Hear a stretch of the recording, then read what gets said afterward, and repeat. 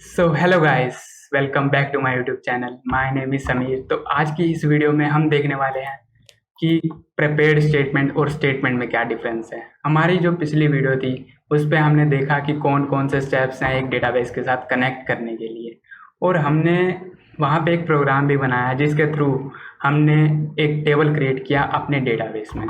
तो वहाँ पे हमने एक स्टेटमेंट नाम के ऑब्जेक्ट को यूज़ किया था। तो बेसिकली वो क्या है, चलिए देखते हैं उसको। तो हम अपना प्रोग्राम खोल लेते हैं जो कि हमने पिछली वीडियो में बनाया था। तो यहाँ पे देखिए, ये स्टेप्स हैं जो हमने पिछली वीडियो में देखे थे। Register the driver class, create connection, create statement, create query, close connection. ये स्टेप्स थे जो हमने पिछली वीडियो में देखे। तो यहाँ पे एक क्रिएट स्टेटमेंट नाम से स्टेप है, देखिए। तो ये स्टेटमेंट नाम का ऑब्जेक्ट करता क्या है, ये करता ये है कि हमारी क्वेरी को लेता है और उसको एग्जीक्यूट करने में हेल्प करता है। बस यही काम है इसका। तो ये क्या करता है, इस स्टेटमेंट नाम के ऑब्जेक्ट के दो मेथड होते हैं, दो नहीं बेसिकली और भी होते हैं। तो एग्जीक्यूट अपडेट मेथड हमने यूज़ किया, जिससे कि क्या हुआ, हमारा जो टेबल है वो क्रिएट हो गया हमारे डेटाबेस में। तो एग्जीक्यूट अपडेट कब यूज़ करते हैं, तो मैं इसके बारे में आपको बताता हूँ।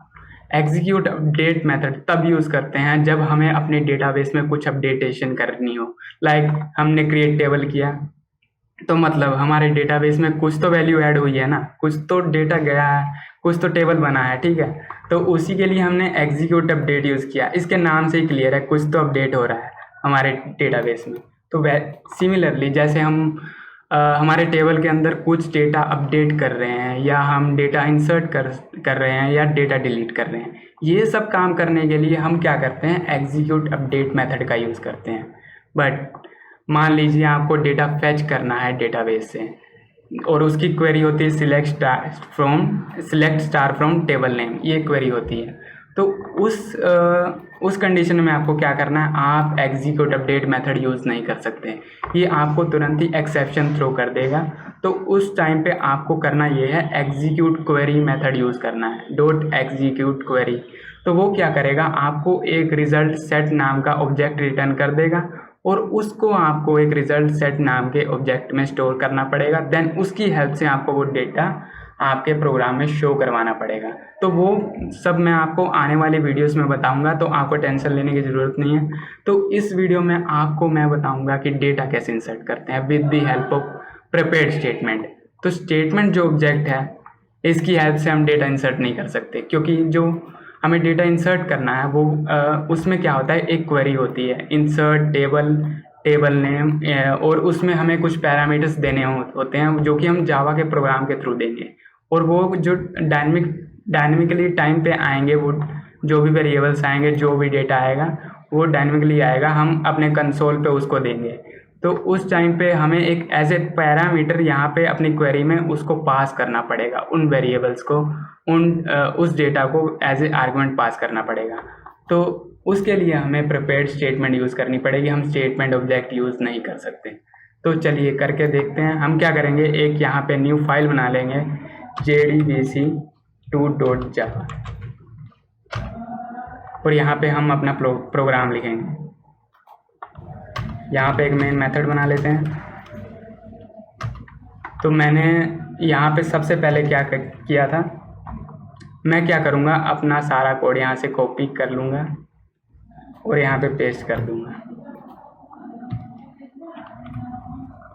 और यहाँ पे हम ये सब हटा देते हैं।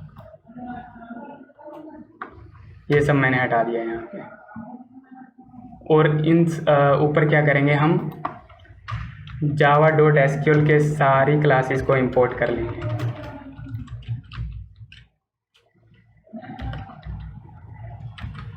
जिससे कि हमें बार बार एक एक क्लास इंपोर्ट ना करनी पड़े और बाद में हमें एरर देखने को मिले, ऐसा नहीं होना चाहिए। तो अब ये देखिए, मैंने पिछला सारा कोड यहाँ पे डाल दिया। अब यहाँ पे क्या करना है, इसको भी हटा देता हूँ एक बार। तो यहाँ पे देखिए, फर्स्ट स्टेप में ड्राइवर लोड हो गया, सेकंड स्टेप में कनेक्शन क्रिएट हो गया, ये सब मैं आपको बता चुका हूँ। अब थर्ड स्टेप यहाँ पे थी क्रिएट प्रिपेयर्ड स्टेटमेंट। आज हम प्रिपेयर्ड स्टेटमेंट बना के देखेंगे। तो यहाँ पे क्या करना है, आपको पहले एक क्वेरी लिखनी है, वही सिंपल सी बात है, क्वेरी लिखनी है जो कि हमें फायर करनी है अपने डेटाबेस में। तो हमने देखा था, हमने टेबल बनाया था पिछले प्रोग्राम की हेल्प से। जिसका नाम था स्टूडेंट, हम उसी स्टूडेंट में डेटा इंसर्ट करेंगे। उसमें एक कॉलम है इंट आईडी और एक है नेम वैरचर। ओके, तो हम एक आईडी इंसर्ट करेंगे और एक उसका नेम इंसर्ट करेंगे। तो उसके लिए क्या करना है आपको, इंसर्ट इनटू की कमांड लगानी है। इंसर्ट इनटू, टेबल नेम था हमारा स्टूडेंट और इसके जो पैरामीटर्स हैं वो है आईडी एंड नेम और वैल्यूज़। अब इस वैल्यूज़ वाले आर्गुमेंट में हमें क्या देना है, हमें देनी है वैल्यूज़, जो कि हम जावा के प्रोग्राम से ही लिखेंगे। तो हम क्या करेंगे यहाँ पे, क्योंकि हम पैरामीटराइज स्टेटमेंट बना रहे हैं, प्रिपेयर्ड स्टेटमेंट बना रहे हैं, तो यहाँ पे हमें क्या करना पड़ेगा, एज ए आर्गुमेंट हमें वो वैल्यूज़ देनी पड़ेंगी। तो उसके लिए आपको क्या करना है, आपको यहाँ पे लगा देना है question mark, comma question mark. क्योंकि हम 2 वैल्यूज़ दे रहे हैं तो हमने 2 क्वेश्चन मार्क लगाए हैं, जिससे कि हम इस क्वेरी के अंदर बाद में डेटा इंसर्ट कर पाएँ, यानी कि यहाँ पे डेटा डाल सकें कि कौन सी आईडी और कौन सा नेम हमें इंसर्ट करना है अपने डेटाबेस के टेबल के अंदर। तो नीचे आ जाते हैं और एक प्रिपेयर्ड स्टेटमेंट नाम का ऑब्जेक्ट बना लेते हैं, PSTMT।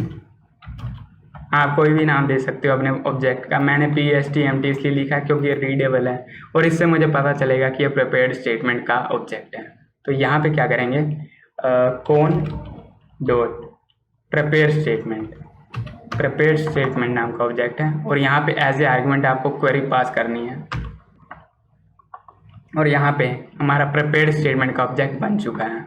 तो अब आपको क्या करना है, अब आपको इसी जावा के प्रोग्राम के थ्रू इस वाले स्टूडेंट की आईडी और नेम वो देना है। तो उसके लिए क्या करूँगा, मैं यहाँ पे एक मैसेज दे दूँगा कंसोल पे,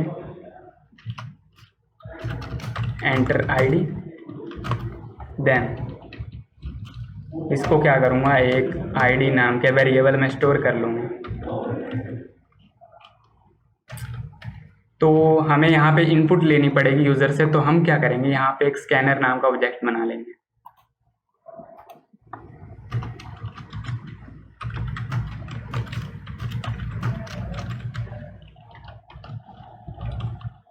स्कैनर सिस्टम डॉट इन।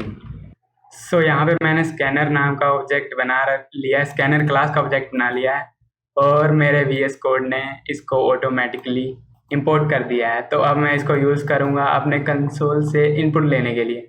तो मैं यहाँ पे आ जाता हूँ, मैंने एक इंट आईडी वेरिएबल बनाया और यहाँ पे लिख देता हूँ sc.next।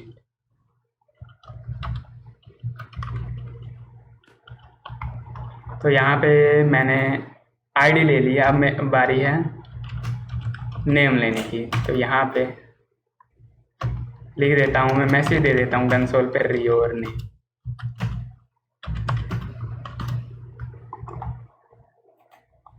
और यहाँ पे भी मैं इंट नेम नाम का वेरिएबल बना लेता हूँ और इसको यूज़र से ले लेता हूँ as a input sc.next line. तो इतना काम हो गया। अब हमें क्या करना है, अब हमें इस डेटा को एज ए आर्ग्यूमेंट इसमें पास करना है। तो उसके लिए प्रिपेयर्ड स्टेटमेंट का एक मेथड होता है, वो मैं आपको बताने जा रहा हूँ। तो यहाँ पे आ जाना है, यहाँ पे लिखना है। तो यहाँ पे मैं डेटा टाइप यहाँ पे चेंज कर दूँगा, यहाँ एज ए स्ट्रिंग जाएगा ना, स्ट्रिंग नाम का वेरिएबल है जो जाएगा वहाँ पे।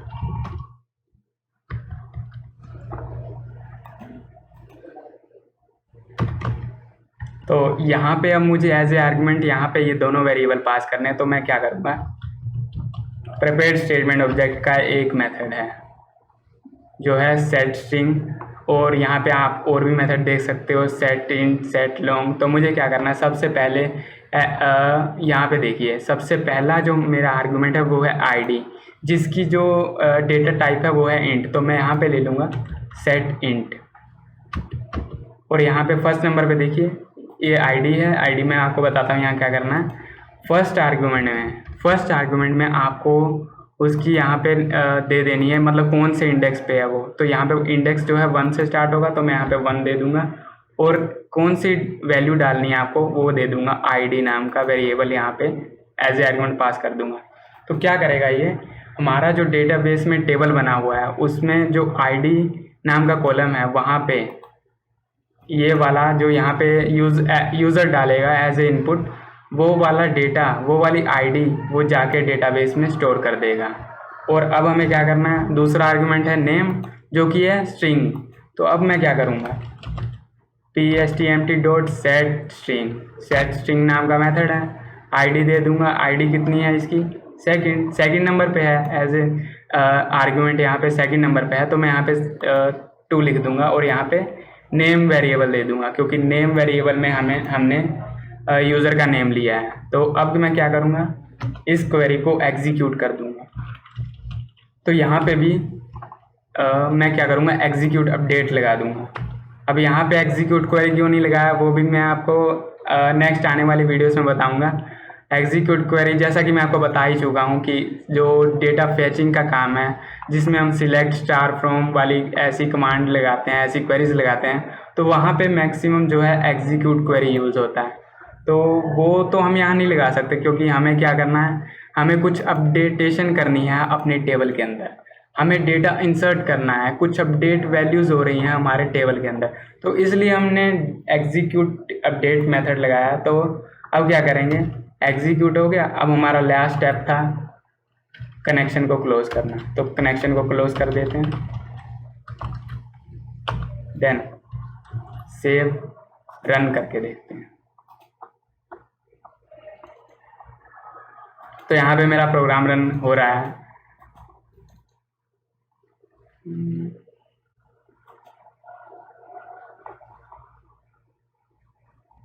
तो जैसे ही मेरा प्रोग्राम रन होगा, यहाँ पे क्या होगा, मेरा जो डेटा है, जो आईडी और नेम है, वो इंसर्ट हो जाएगा मेरे प्रोग्राम के अंदर। तो मुझे कंसोल पे पहले आईडी और नेम देना पड़ेगा। तो मैं आईडी दे देता हूँ 12 एंड नेम दे देता हूँ।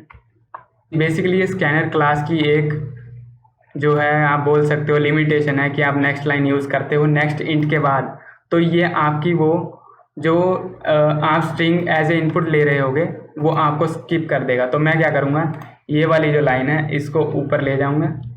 मैं सबसे पहले नेम लूँगा as a input, then ID लूँगा, और अब इसको रन करते हैं।